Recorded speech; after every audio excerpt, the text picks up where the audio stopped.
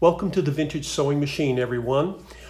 This video is basically a follow-up to the last video I did on the Singer 15-91. The reason I'm making this one, though, is I got this machine. It's on my bench. I'm overhauling it for a client.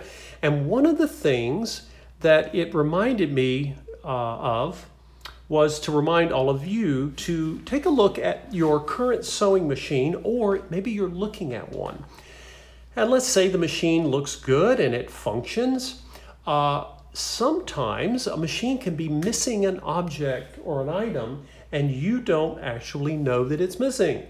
And that can happen. I'm going to show you a few examples.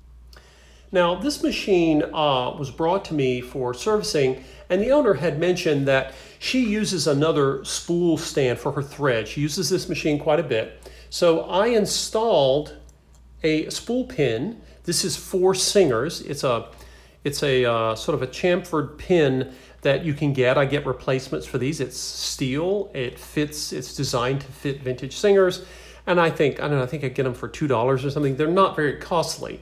But if you ever get one of these machines, or you see one and you're thinking, well, where does the thread go? It could be missing its spool pin, or it could have broken off, but very often they just go missing. There's nothing there but the opening of the hole. And so if you see one, that's not a lost cause, because you can get the pins from a multitude of suppliers. I get mine from So Classic, and they are very reasonably priced. Now, so this pin, I've got more on order, by the way. This pin, of course, and when the owner comes to pick the machine up, I'll ask her if she wants to keep the pin, and there's no extra charge for it. Now, another thing that may not be obvious to you when you're looking at a machine, or maybe you have one and you've been using it in another way, I'm going to zoom in here. Right in front of the little plate that has the serial number or production number for this machine, which is sitting here, right here is a hole. That hole is missing a pin, because it also holds a spool pin just like the one that I have installed above, and it sits right in front. And the reason it sits there is that when you use the bobbin winder on this machine, your thread will sit on that spool, and then of course the thread will come to the right. It'll come under this little thread guide here, and then it comes up to, let's zoom back out so you guys can see. And then it will come back up and connect to the bobbin, so the bobbin can be wound. Well, this client doesn't use that. They have another machine they use to wind bobbins, and that works fine. But for those of you who maybe you bought one of these and you got it home, you're like, oh no, how am I going to wind a bobbin, or how am I going to connect my thread to the machine, because it's missing a part. That's one of the great things about Singers. Of all the brands I have ever worked on, the easiest brand by far to get either vintage parts when you need them. So if you needed a new potted motor, you'd have to get a vintage. They're not made in reproduction. But even when you need reproduction parts, you can get them more for most Singer models than any other machine ever made. And I think it just has to do with a couple of things. Singer was the biggest company. There are more Singer vintage machines floating around than any other brand, and Singer kept things in production for decades. Okay, so they didn't constantly fiddle around with their designs and reinvent the wheel every time. Now, they've also been accused of being slow to innovate. I'm not sure I agree with that. They were slow in introducing certain types of technologies, but I still consider Singer one of the most innovative companies, and I'll do a separate video on why I make a case for that. So, just to show you all, this is what the pin looks like. For vintage Singers, you will see the pin. It's specific to vintage Singers, and on the end here on the left side, it actually is tapered, right? It's I said chamfered. It's tapered at the end, and then of course it fits in the top. And then what I normally do is I'll take either a rubber mallet or a piece of wood and then very gently tap it in. It's just a tap in spool pin and that's it. And then of course, if my client would like it, I'll ask them, because I hope to get the new pins I've ordered soon. I keep them in inventory, but I had run low. I had one extra. Of course, there you go. There's the other spot, right? So this machine is actually missing 2 of these. But again, it's not a problem because they're easy to get and they're not expensive. You're not going to have to, you'll be surprised at just how inexpensive they are. Now, there's another thing missing on this machine. I don't know if any of you can spot this. Take a look, just looking straight on at the machine, there's something not there. Tell me if you can see what it is, guys.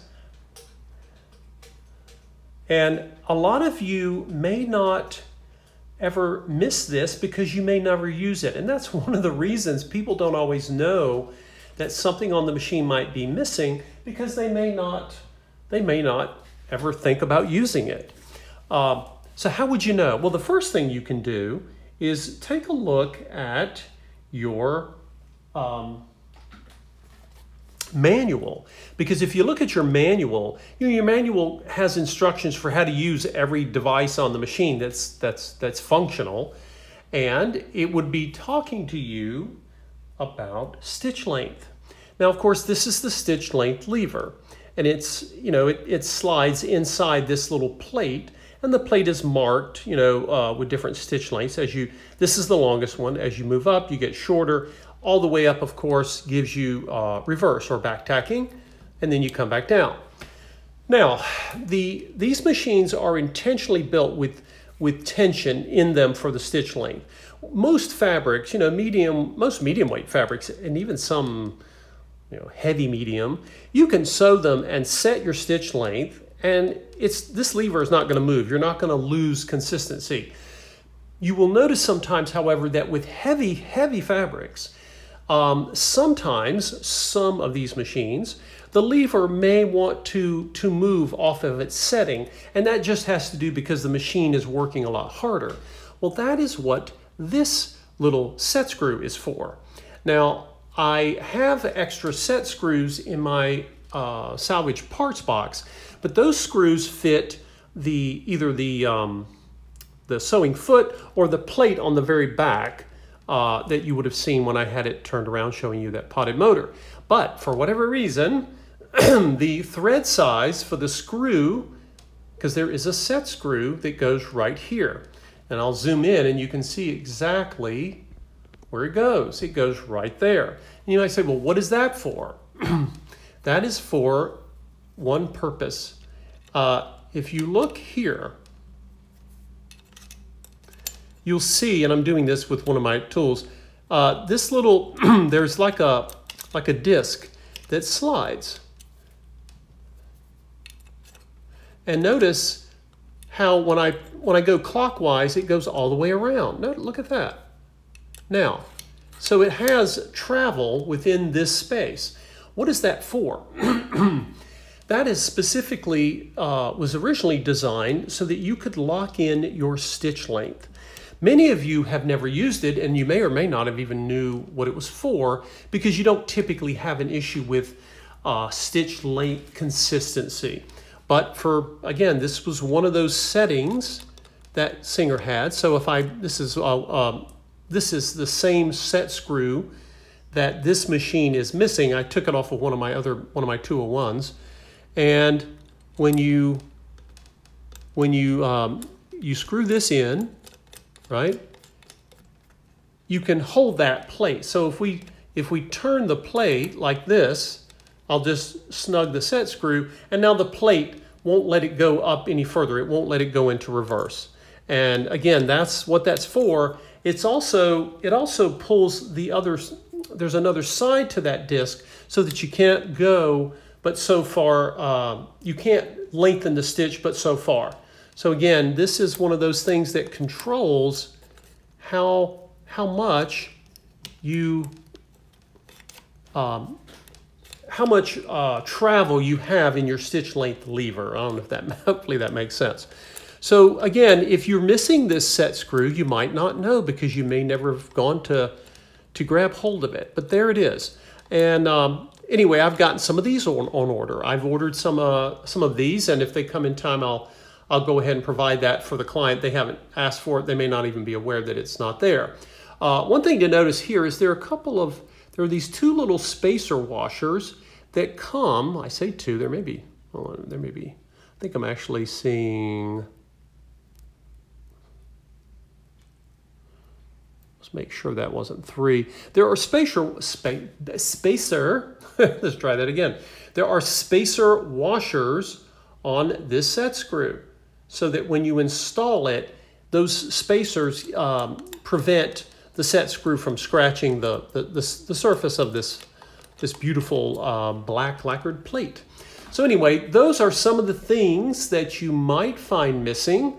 Again, I've shown on some of the other videos, when you're threading your machine, you always want to look for your thread guides. If this thread guide here were missing, you would know, because as you were going through the instructions that the manual gave you,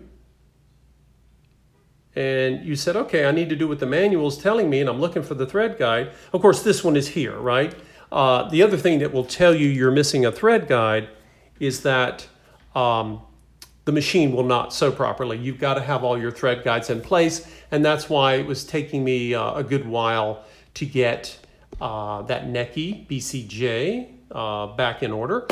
But there you go, guys. Just a couple of helpful hints. The only other thing I can think of is you will want to be sure you have the set screw for your bobbin winder clutch. And of course, that little set screw sits right here. Sometimes it will be missing, and if it is, you will go to adjust your clutch for your bobbin winder, and you may have issues with that. So again, these are little things that can go missing and you don't know that they're missing. Some people have other setups, particularly people who sew a great deal. They don't always use the standard, the standard spool setup for their thread. Ugh.